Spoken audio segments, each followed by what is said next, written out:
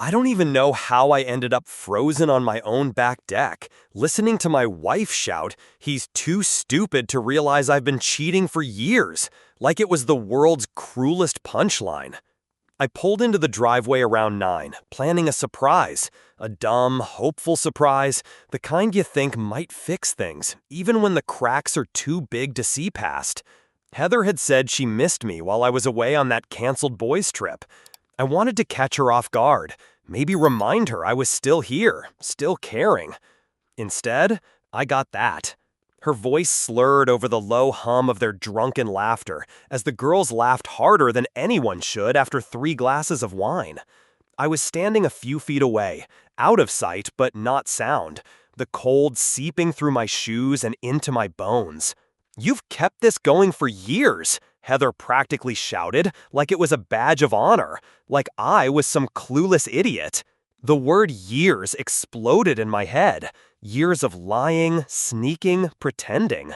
I blinked. My brain wouldn't catch up. My hands trembled, fingers clenched so tight on the railing my knuckles went white.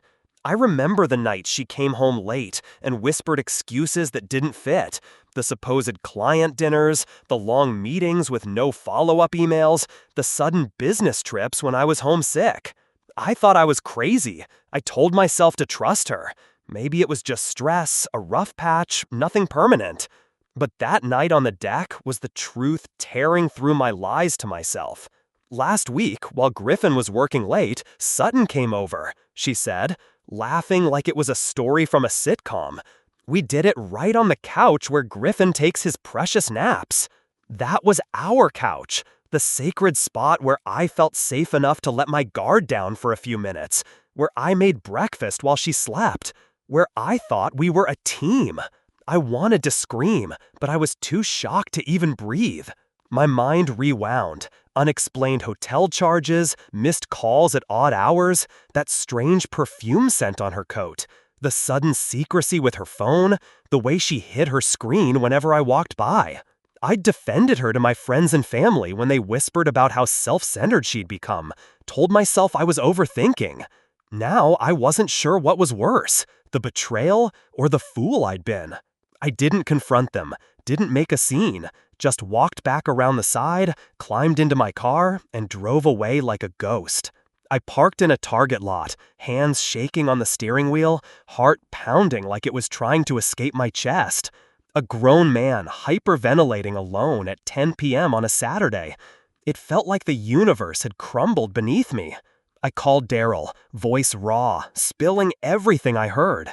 He told me not to go home, offered his couch, told me we'd figure it out. I paced his living room while he Googled divorce lawyers. My mind kept looping. Heather's laughter, the jokes about me being too stupid, the way they joked about sleeping together during my dad's funeral weekend. How long had this been going on? 3 years? 4? 8? All the times I'd made breakfast, carried her coffee in bed, whispered "I love you" while she was somewhere else, with someone else. It felt like every moment of trust had been a lie. The next day, I played the part. I told her I'd crashed at Daryl's after drinking too much. She bought it, even complained about cleaning up after her friends from the night before. I watched her carefully. I checked her phone while she was in the shower. Thousands of texts with Sutton, hotel receipts, photos that stabbed me deeper than any words could. Every discovery was another stab, every lie a fresh wound. I started documenting everything: screenshots, emails, bank statements with charges for restaurants I'd never been to, lingerie I didn't know about, getaway weekends booked with our joint account. I met with a divorce attorney during lunch one day. She laid it all out for me. Document, secure finances, prepare for the storm. That night, I watched Heather laugh at a text from Sutton, her fingers flying over the screen like it was some game. And inside me, the fire that had burned hot with pain cooled to ice. I realized I didn't just want out, I wanted justice. She built her identity on respect, admiration, and an image of the perfect wife. She'd shattered that, thrown it away like it was nothing. Now, I was done pretending. I'm not proud of how cold I got that week after hearing them on the deck. The fire inside didn't just burn, it turned into something sharper, like shards of ice sliding down my veins. Pain was still there, but it was coated in something harder, a brutal, ruthless kind of clarity. I started watching her like a man preparing for war. No more blind trust, no more hoping for excuses or explanations. I wanted proof, cold, hard evidence that I could hold up in court or in front of anyone who dared ask why I was tearing apart my own life. Her phone was a fortress, but I had the code by then. Thousands of texts with Sutton, every call she tried to hide, pictures I never wanted to see, hotel charges at places just blocks from our home. And the sickest twist? They weren't subtle. It was brazen, like they didn't care if I ever found out. I kept replaying all those moments when I brushed off my gut, when I defended her to my family, when I made excuses for the weird smells on her clothes, the late nights, the sudden business trips. I was the fool, the sucker, the perfect mark. I wanted to scream at her in the face, but I didn't, not yet. Instead, I wrote emails to myself, backed up everything on a hidden drive. I told Daryl every little detail. He was my anchor and my only ally. But even as I prepared for the fight, a gnawing doubt crept in. Was I just the guy she laughed at? The too stupid one? Was I overreacting? Was this my fault somehow? I wasn't a perfect husband. I'd been wrapped up in work, stressed, tired. Maybe I missed signs, missed chances to fix us. I hated that question. I hated that feeling. But it was there, lurking. When I called her out, carefully, quietly, she denied everything, blamed stress, exhaustion, work pressure, played the victim. But her eyes told a different story. I saw the flicker of panic, the too quick dismissals. Then, the texts from friends, cousins, strangers who whispered stories I never wanted to hear. People who knew, people who didn't. My family? They were divided. Some called me a victim, telling me to hold my ground. Others whispered about me behind my back, saying maybe I wasn't good enough, maybe I drove her away. My heart tore between anger and shame. The hardest part? Watching the woman I loved become a stranger who refused to face me. And then, the twist I never saw coming. One night, while going through her phone, I found messages from someone I didn't expect. Someone close, too close. The betrayal went deeper than a simple affair. It was a poison spreading through every corner of my life. I was sinking fast. And the worst part? Every choice felt like a noose tightening around my neck. Confront her and lose whatever dignity I had left. Walk away and lose the life I thought I'd built. I was trapped in a maze with no exit. I couldn't trust myself, couldn't trust anyone. All I had was the cold, sharp fire in my veins and the bitter taste of justice burning in my mouth. I called Daryl late one night, voice breaking. Man, I don't know how much more I can take. He told me to hold on, to keep my head, to be smart. But inside, I felt like I was falling apart. The only thing clear was that this was just the start. If I thought the storm had passed, I was dead wrong. Every day since I found out, I felt like I'm drowning in a sea of impossible choices. Confront her? I'd be the angry, broken guy, screaming at the ruins of a marriage. I'd lose whatever scraps of dignity I still had left. Walk away quietly? That meant surrendering everything I thought we had built. The home, the plans, even my own sense of self. Like I was admitting I was the sucker all along. I'm no hero. Hell, I'm not even sure I'm a decent guy anymore. Every memory twists now, revealing cracks I never wanted to see. Like the time I got mad she was late, and instead of talking, I just shut down. Or how I lied about being okay with her late nights, even when my gut screamed otherwise. I'm full of contradictions, love and hate tangled so tight it hurts. The more I try to hold on to something real, the more it slips away. And then there's Sutton, the guy who wasn't just some random fling, a friend, a client, someone I never suspected.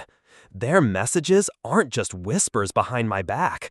They're loud, brutal, and right in front of me. And my own family? Some act like I'm the villain, like I'm tearing things apart over nothing.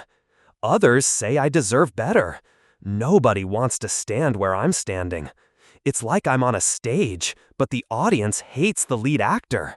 The nights are the worst. I lie awake, heart hammering, mind racing through every little detail, every laugh, every glance, every secret. I catch myself questioning my own reality. Did I imagine this? Am I losing my grip? Sometimes I look in the mirror and don't recognize the guy staring back. There's a bitterness growing inside me, sharp and relentless. I want to scream, to break something, to burn it all down. But I don't, because even in this mess, there's a sliver of something left, a flicker of hope. That maybe, somehow, I can find a way out, a way to survive this. But the maze is dark, and every path looks like a dead end. I'm trapped in this no-win game, and every move feels like a betrayal of her, of myself, of the life I thought I had. And then the texts come again, from Sutton, mocking, reminding me I'm the fool. The last thread snaps. I call Daryl, voice raw and cracked. I'm done pretending I'm okay. He tells me to hang on. I don't know if I can, but I have to, because sometimes surviving feels like the only choice. It's like I'm watching my own life unravel in slow motion, but there's no pause button. Every day is a battle between rage and numbness, between wanting to tear everything apart and wishing it could just stop. I'm no longer sure who I am or who I'm fighting. Heather's face haunts me, sometimes soft, sometimes cruel, like a ghost I can't escape. The nights are worse. I drown in sarcasm, bitterness my only shield. I joke about the sacred nap couch, the precious breakfasts, but underneath it all, it feels like I'm bleeding. I find myself snapping at friends, pushing away anyone who tries to get close. Because what's left to say?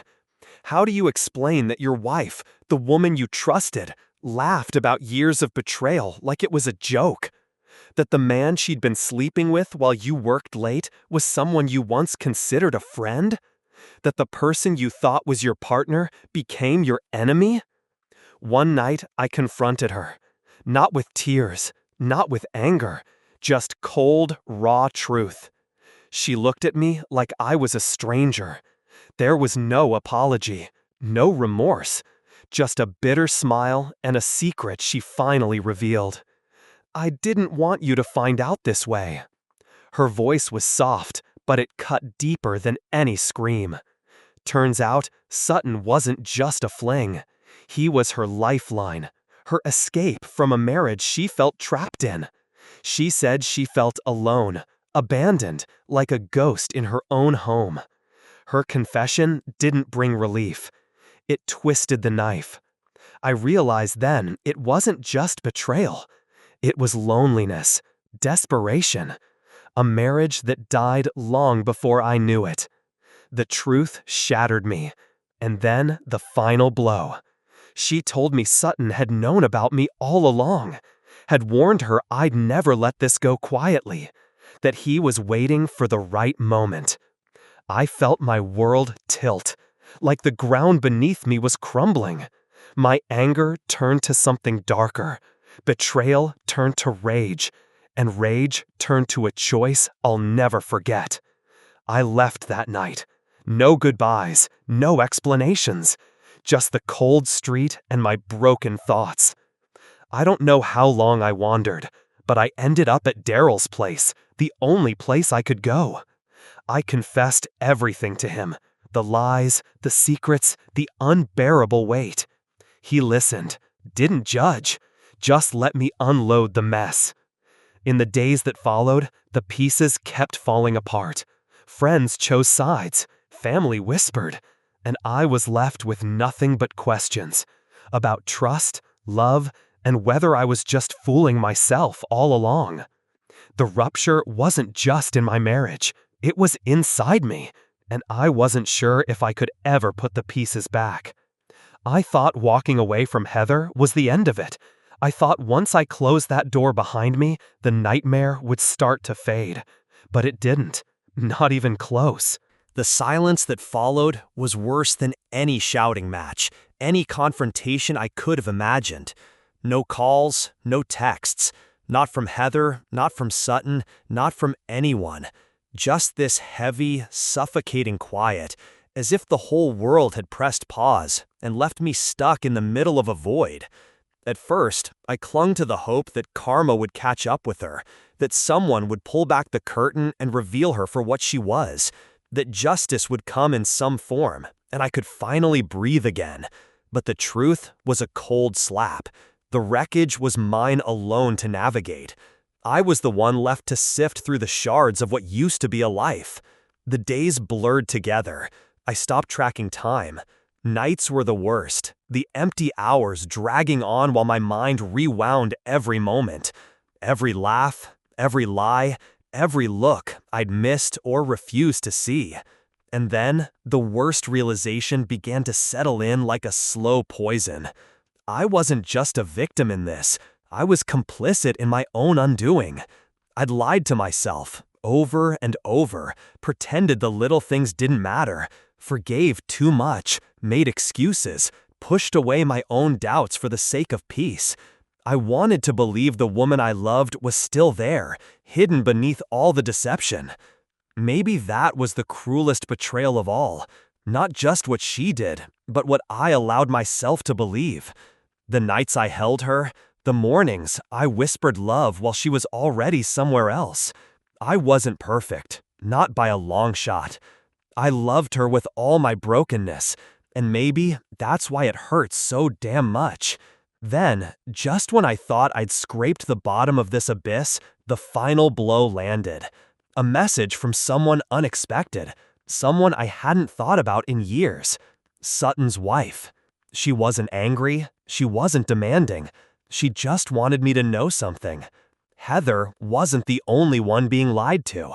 That man, Sutton, the person I'd hated most, the face of my betrayal, he'd been playing a game far bigger than me, bigger than either of us could see. He was a master manipulator, weaving lies and half-truths, spinning us all into his web. He'd been cheating on Heather too, with her closest friend, with colleagues, with strangers. A long line of women who didn't know about me, about Heather's pain, all caught in his twisted game. That revelation didn't bring relief. It shattered the last fragile pieces I'd been holding on to. Because it meant my anger, my pain, my sense of justice, it had been misplaced, tangled in a web I barely understood. I sat alone in the empty apartment, the walls closing in, crushing me with the weight of everything I'd lost. I thought about the years I'd wasted, the nights I cried in silence, the mornings I dragged myself out of bed pretending to be okay. I thought about the hope I held, foolishly, that maybe she'd come back, that maybe we could rebuild, that maybe justice would look like closure. But some wounds don't heal. Some stories never get neat endings. I remember the last thing I did. The moment it hit me, I had to let go. I opened my laptop and deleted every piece of evidence I'd gathered. Screenshots, texts, photos, receipts. Gone. All those reminders of betrayal, anger, and heartbreak wiped clean like they never existed. Because holding on to that pain was letting the darkness win, and I wasn't ready to lose myself too. Maybe forgiveness isn't for her. Maybe it's for me. Maybe one day I'll find the strength to trust again. Or maybe I won't. But I do know this. I survived. I survived the explosion. And somehow, that's everything. A few weeks later, the unexpected visit. One rainy afternoon, a knock echoed on my door. I wasn't expecting anyone. When I opened it, standing there was Heather. Her eyes were hollow, her face pale and drained. No apologies, no explanations, just silence. She looked like a ghost of the woman I once knew. "I'm sorry," she finally whispered, voice cracking. But the words felt empty. Not because I didn't want to hear them, because I didn't know if I could hear anything anymore. I stepped aside, let her in. We sat in the quiet, both of us broken. The years of love and betrayal hanging like a fragile thread between us. And for a moment, I wondered, could there ever be something left to salvage? Or was this the final chapter? The truth I wish I'd known. Looking back, maybe I should have seen the cracks sooner. Maybe I should have trusted that voice in the back of my head sooner. Maybe I should have known that love wrapped in lies never lasts. But I didn't, and I paid the price. The truth is messy, painful, and ugly. And sometimes surviving means walking away from everything you thought mattered. No heroes here, no clean endings, just people trying to find light after the darkest nights.